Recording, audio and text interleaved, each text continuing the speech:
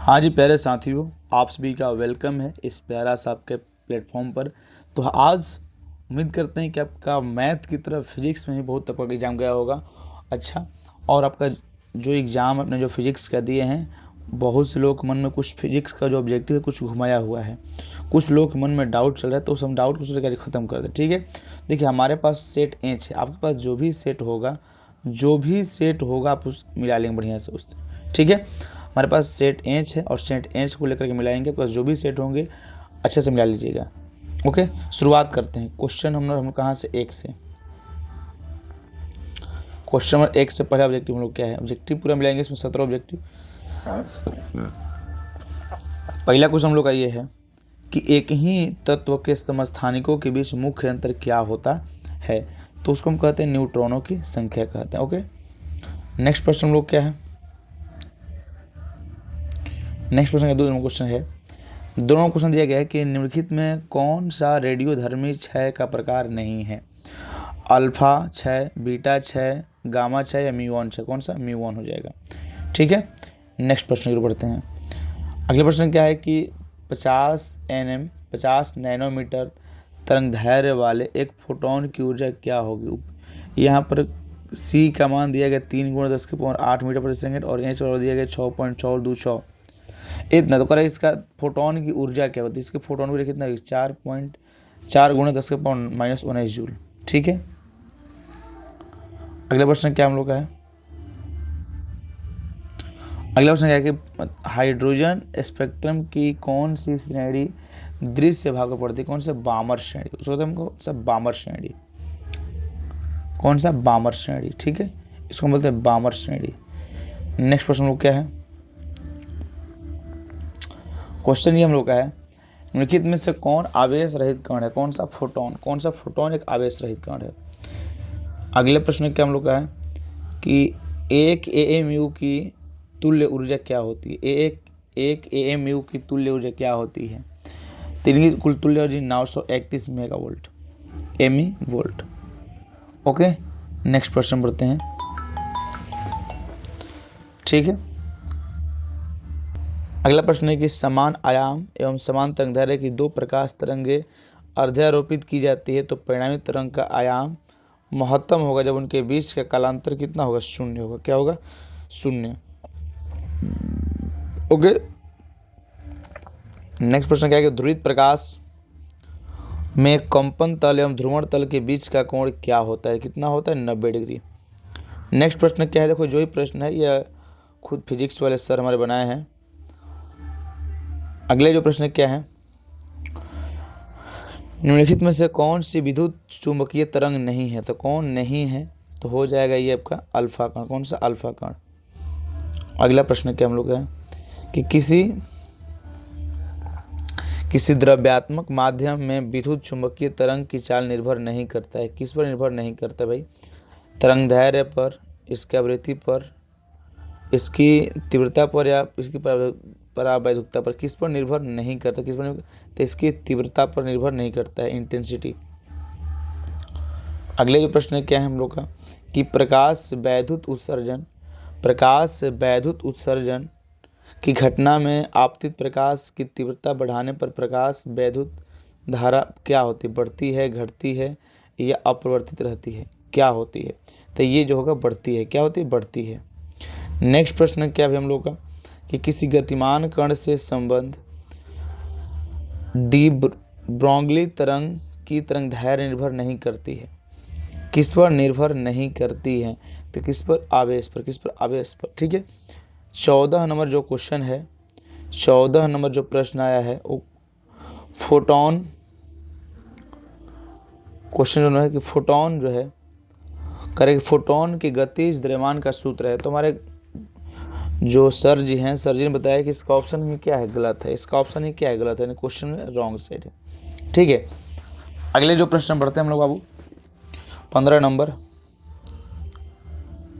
Number देखो, करें कि दो समान धनावेशित बिंदु आवेशों जिनमें से प्रत्येक पर 1 म्यू कूलम आवेश है, तो 1 मीटर की दूरी पर वायु में रखा जाता है, तो इस निकाय की वैद्युत स्थिति ऊर्जा क्या होगी, तो क्या हो जाएगी, ये हो जाएगी कि 9.9 × 10⁻³ जूल। ठीक है, नेक्स्ट प्रश्न क्या हम लोग का है, निम्नलिखित में से धारिता का मात्रक कौन है, धारिता का मात्रक कौन सा होता है। तो हर कोई बता देगा आराम से। कैपेसिटी, यूनिट ऑफ कैपेसिटी क्या हो जाएगा, धारिता का मात्रा, तो क्या हो जाएगा इसका हम लोग का, ये कूलॉम प्रति वोल्ट। करेक्ट क्वेश्चन 17 नंबर, कि किसी संधारित्र की धारिता निर्भर नहीं करती है, किसी संधारित्र की धारिता निर्भर नहीं करती, किस पर निर्भर नहीं करती है, किस पर निर्भर नहीं करती है, तो प्लेटों के आवेश पर, प्लेटों के आवेश पर। नेक्स्ट प्रश्न हम लोग क्या है जी, किसी आवेशित चालक के बाहरी सतह पर विद्युत क्षेत्र होता है, क्या होता है, तो ये होता है सतह के लंबवत होता है। अगला प्रश्न हम लोग का है कि यदि किसी चालक के बाहरी विद्युत क्षेत्र में रखा जाए तो चालक के अंदर का क्षेत्र क्या होगा, तो ये हो जाएगा शून्य हो जाएगा। नेक्स्ट प्रश्न हम लोग क्या है, विपरीत चिन्ह के दो बिंदु आवेशों के लिए निम्नलिखित में से कौन सा कथन सही है, कौन सा कथन सही है, स्थिति जो हमेशा धनात्मक होती है, यही कथन।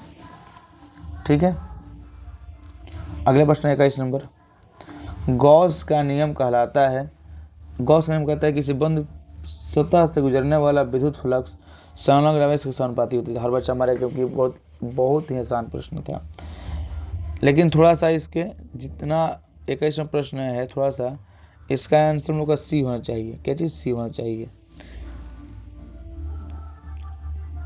जितना आवेश आएगा उतना ही चला जाएगा, थोड़ा ऑप्शन में देखिएगा, यानी कि शून्य हो जाता है। ये संलग्न समानुपाती नहीं होगा, क्या होगा, शून्य हो जाएगा, क्योंकि जितना आवेश आता है उतना आवेश का आता है, चल जाता है। अगला क्वेश्चन क्या है कि जब सिलिकॉन में बोरॉन की अशुद्धि को मिलाया जाता है तो परिणामी पदार्थ क्या होते हैं, तो ये होते हैं पी प्रकार के अर्धचालक, पी प्रकार के अर्धचालक। अगला नेक्स्ट प्रश्न हम लोग का, एन प्रकार के अर्धचालक में अल्पसंख्यक आवेश होते हैं, तो ये होते हैं होल हो जाएंगे, क्या हो जाएंगे, होल हो जाएंगे, ये होल हो जाएंगे। ठीक है, कहीं कहीं इसका आंसर इलेक्ट्रॉन दे रहा है, लेकिन इसका आंसर मुख्य रूप से क्या होगा, होल होगा। इसको आप खोजिएगा तो वो गूगल पे ही दिखाएगा। ठीक है, नेक्स्ट प्रश्न पढ़ते हैं। 24 में करा, कौन सा लॉजिक गेट तब ही सही निर्गम देता है जब निवेश भिन्न हो, कैसा होना चाहिए, तो ये होना चाहिए आपको कैसा, ये नॉट गेट। 24 का सी हो जाएगा। अगला प्रश्न कह रहा है कि 35वें क्वेश्चन में कह रखा है 35 नंबर में कि पश्च अभिनत डायोड होता है, पश्च अभिनत डायोड कैसा होता है, तो ये होता है कैसे, जेनर डायोड होता है। अगला प्रश्न में नैंड गेट का बुलियन व्यंजक भेजा था आपको ग्रुप में, सब पढ़े होंगे। नैंड गेट का बुलियन व्यंजक क्या होता है, बुलियन क्या होता है हम लोग का, तो ये हो जाएगा A.B ऊपर बार बराबर वाई। अगला प्रश्न क्या है कि फाइबर ऑप्टिक संचार में किस प्रकार को तरंगों का उपयोग किया जाता है, किस प्रकार के तरंगों का उपयोग किया जाता है, तो विद्युत चुंबकीय तरंग के। नेक्स्ट प्रश्न, टीवी प्रसारण के लिए इनमें से कौन से आवृत्ति प्रयास का होता है, तो 30 से 300 मेगाहर्ट्ज, 30 से 300 मेगाहर्ट्ज। अगला प्रश्न हम लोग का, यदि किसी प्रत्यावर्ती धारा का शिखर मान 10 A है तो उसका वर्ग माध्य मूल मान होगा, कितना हो जाएगा, तो 7 पॉइंट कितना होगा ये हम लोग का, ये 7.07 हो जाएगा। क्वेश्चन क्या है कि शुद्ध विद्युत प्रेरकीय विद्युत परिपथ में शक्ति गुणांक का मान कितना होता है, तो 0 होता है, कितना होता है, 0 होता है, क्या 0 हो जाएगा। नेक्स्ट प्रश्न, केवल धारिता युक्त प्रतिवर्ती धारा परिपथ में धारा वोल्टता के बीच कालांतर होता है, कितना होता है भाई, तो होता है 90 डिग्री, कितना होता है 90 डिग्री। 31 का आंसर बी हो जाएगा। ठीक है, राइट आंसर है। नेक्स्ट प्रश्न क्या हम लोग का है, 33वां प्रश्न कि अनुनाद की स्थिति में LC परिपथ की आवृत्ति होता है, कैसा होता है, तो ये 1/2 पाई √1/LC हो जाएगा। अगला क्वेश्चन 33वां क्वेश्चन क्या है कि एक ऊंचाई ट्रांसफर की द्वितीय कुंडली में धारा का मान प्राथमिक कुंडली की तुलना में होता है, क्या होता है, कम होता है, क्या होता है, कम होता है। अगला प्रश्न, उत्तल दर्पण से प्रतिबिंब सदैव बनता है, उत्तल दर्पण से प्रतिबिंब सदैव कैसा बनता है, तो ध्रुव तथा फोकस क्रीज बनते हैं। अगला प्रश्न क्या है कि किसी माध्यम से निर्वात में संपूर्ण आंतरिक परिवर्तन के लिए क्रांति कोण का 30 डिग्री हो तो माध्यम में प्रकाश का वेग कितना होता है, कितना होता है, 1.5 × 10⁻18।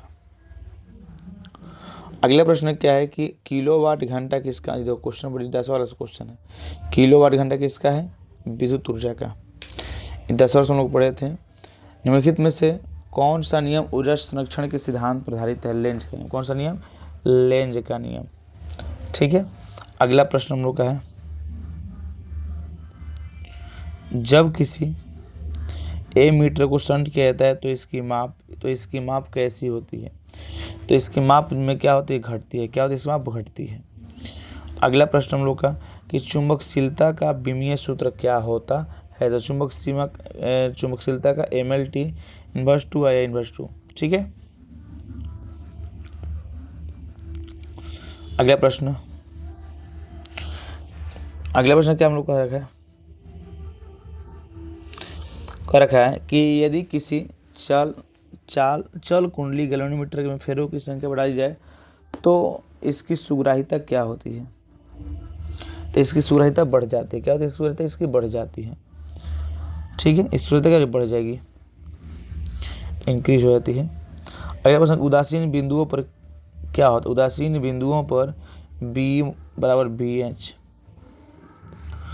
अगला प्रश्न है कि लौह चुंबकीय पदार्थ के लिए आपेक्षिक चुंबकशीलता μr का मान होता है, कितना होता है, तो होता है ये μr > 1।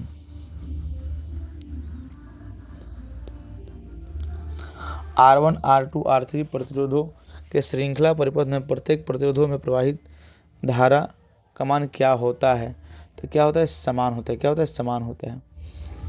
अगला प्रश्न क्या हम लोग का जी कि धारा घनत्व की इकाई क्या हो, धारा घनत्व की इकाई क्या होती है, तो क्या एम्पियर प्रति वर्ग मीटर या एम्पियर प्रति मीटर स्क्वायर। ठीक है। अगला प्रश्न, यदि किसी चालक की लंबाई दुगना कर दिया तो इसके ऊपर लगाई गई विभवांतर को स्थिर रखे जाए तो इलेक्ट्रॉन का अपवाह वेग क्या होगा, अपवाह वेग कितना हो जाएगा, तो आधा हो जाएगा। अगला प्रश्न, धारा वहन करने वाले परिनालिका के अंदर चुंबकीय क्षेत्र की दिशा होती है, कैसी दिशा होती है, अक्ष के समानांतर। अगला प्रश्न क्या हम लोग का कि निम्नलिखित में से कौन सा उपकरण विद्युत चुंबकीय प्रेरण के सिद्धांत पर कार्य करता है।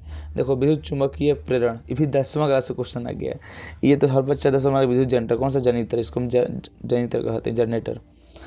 अगला प्रश्न क्या हम लोग का कि एक प्रणालिका का स्वप्रेरकत्व निर्भर करता है किस पर, तो प्रति इकाई लंबाई के फेरों पर और प्रणालिका की लंबाई पर। इसका आंसर डी हो जाएगा, इसका आंसर डी हो जाएगा। 50वां क्वेश्चन के दो आवेशों के बीच की दूरी आधी कर दी जाए तो यह एक आवेश को अन्य आधा कर दिया जाए तो दोनों के बीच लगने वाला बल पहले की अपेक्षा क्या हो जाएगा, तो यह पहले वाले बल की अपेक्षा, इसका आंसर में से कोई नहीं होगा। अगला प्रश्न क्या हम लोग का है कि एक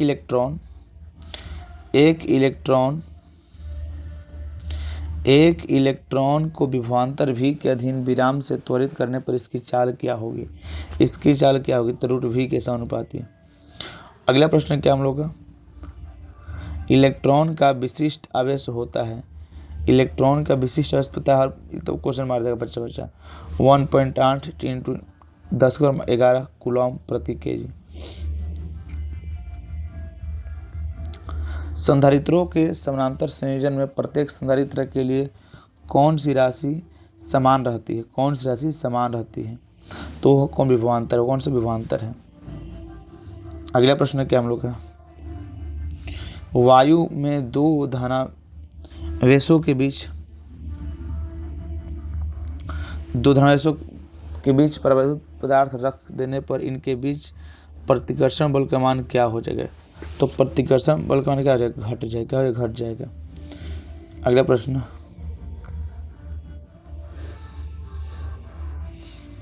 इसका बी हो जाएगा, इसका आंसर बी हो जाएगा, ये न्यूमेरिकल है, 55 नंबर का बी हो जाएगा।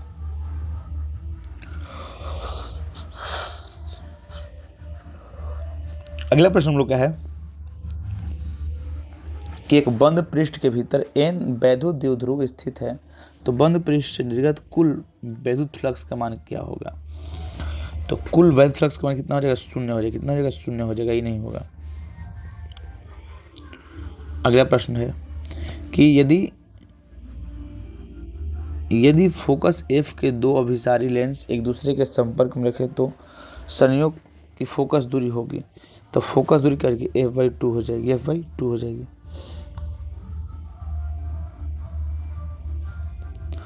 एक उत्तल लेंस में दो डायोप्टर की फोकस दूरी हर बच्चे को पता है, f का सूत्र क्या होता है, f बराबर 1/p, तो 1/2 तो 50 सेंटीमीटर, कितना 50 सेंटीमीटर।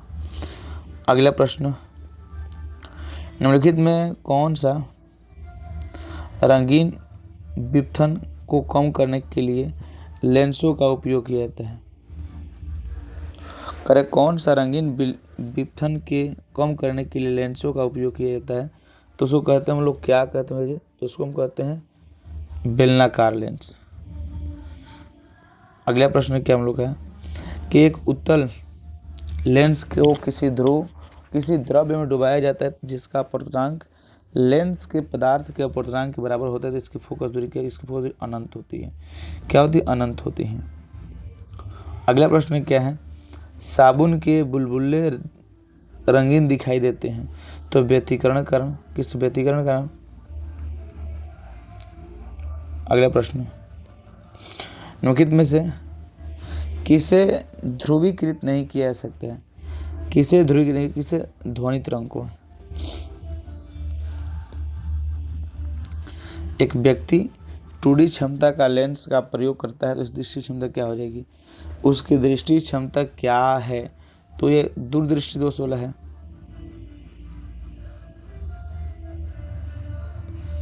अगला क्वेश्चन कि 100 μF धारिता वाले संधारित्र को 100 वोल्ट तक आवेशित करने पर संचित ऊर्जा होगी कितना, 0.5 जूल, 0.5 जूल, ठीक है।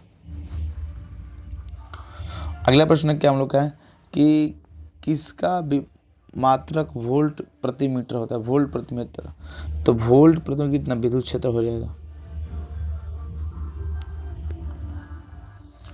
अगला प्रश्न क्या है, क्वेश्चन है वैद्युत चालन में चालक से मुक्त इलेक्ट्रॉनों का अपवाह वेग Vm चालक के सिरों के बीच लगे विभवांतर के बीच संबंध क्या होते हैं, ये जो होते हैं ये V के समानुपाती होते हैं। अगला प्रश्न क्या है, चालक की वोल्टता V तथा धारा I के बीच का एक ग्राफ सरल रेखा है तो y अक्ष को कौन प्रदर्शित करेगा, कोण बनाती है, तो कोण करे कि कौन सा चालक का प्रतिरोध होगा, तो tan थीटा। अगला क्वेश्चन क्या हम लोग का है कि विद्युत परिपथ की शक्ति होती है, शक्ति के सूत्र V²R।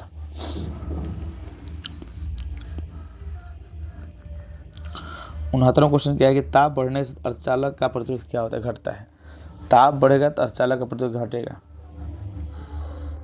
अगला प्रश्न क्या है, लास्ट प्रश्न कि कौन सा प्रतिरोध R को व्यक्त करता है, रो बराबर में A, रो L बटा में, ठीक है। तो आई होप आपने सभी कोई मिला लिया होगा ऑब्जेक्टिव, और हमको विश्वास है कि हर किसी का एग्जाम बहुत अच्छा गया होगा। और हम आपको एक खास सूचना देना है क्योंकि आज शाम में हम लोग का 6:30 6:30 ले इंग्लिश का क्लास आ रहा है, ठीक है। तो इंग्लिश का क्लास सबको रिवीजन करें, क्योंकि इंग्लिश में बढ़िया करना है। एक आधो जिन्हें गलती हो गया भुला जाना है, कल इंग्लिश में मारिए फुल में फुल, हिंदी में करिए फुल, केमिस्ट्री में फुल में फुल करिए, आपका रिजल्ट बहुत बेहतर होगा, ठीक है। बाकी को जितना नंबर आया होगा जरूर कमेंट कर दीजिएगा एक बार सभी को।